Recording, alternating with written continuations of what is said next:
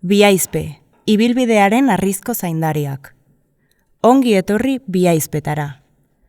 Kareharrizko bi formazio handi hauek Irurtzungo ikurra dira eta iparraldeko Haranetarako sarrera markatzen dute. Mendeetan zehar, Larraun ibaiak Arroi Lasako nau induskatu eta mendia bitan banatu du, Aizpa nagusia eta Aizpa txikia. Plazaolako ibilbidea natur pasabide honetaz baliatzen da. Horregatik, gaur egun, oinez edo bizikletaz egin dezakezu trenak lehen egiten zuen arroila bera, tunel eta horma vertikalen artean. Aurrera egin ahala, bidea harkaitz artean nola irekitzen den ikusiko duzu. Ibilbide honek, naturarentzako babesleku garrantzitsua den ingurune baten ikuspegi paregabea eskaintzen du.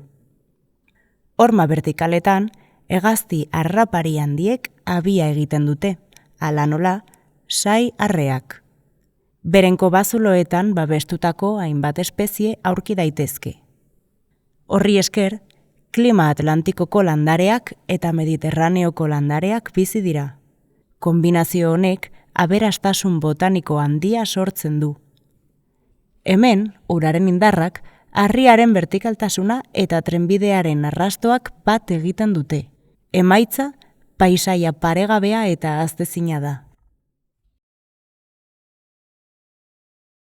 Erabilera arauak. Behar bezala edan eta jan.